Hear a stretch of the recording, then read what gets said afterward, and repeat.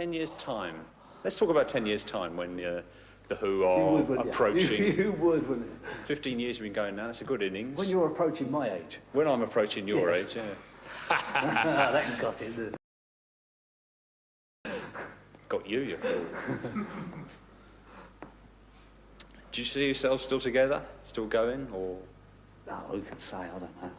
I don't know. I mean, in some form, yeah. Whether it's a rock and roll group on the road or the Who as the name of a record production or film production company, in some form we'll be together. But as, you know, as what, I don't know. It's difficult with rock because rock is so identified with young ideas, and I can't put it any more simply than that.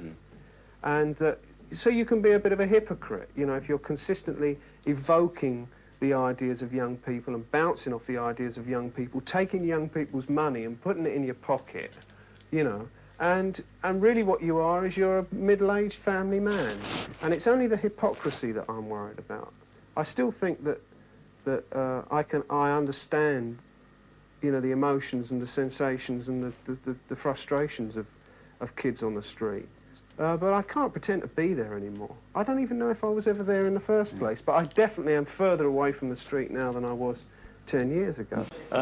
Roger, you haven't got very long legs yourself.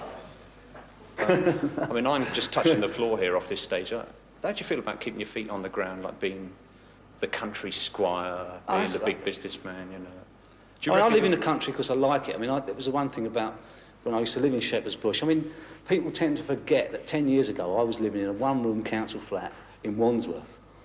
I mean, and I haven't forgotten it, mate. You know, you don't forget where you come from. I think it's just because of the fact that it's very difficult to keep in touch with what's really happening out there. I mean, we all know that politicians don't know what's happening out there. That's why they're so bloody useless. I mean, they start off knowing what's happening. That's what makes them want to become politicians and makes them feel that they want to be able to change things. The same thing exactly applies to rock.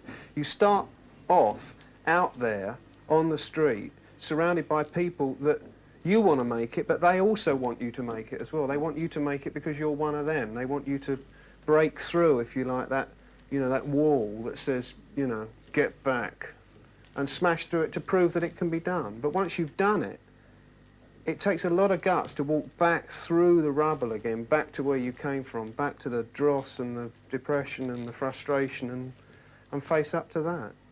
For me, rock and roll is the most important thing in my life, and I'm not, you know, I don't want to shortchange on that level.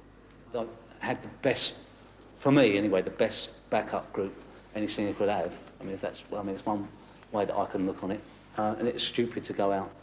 I just couldn't face forming another band. Oh, God. Be terrible.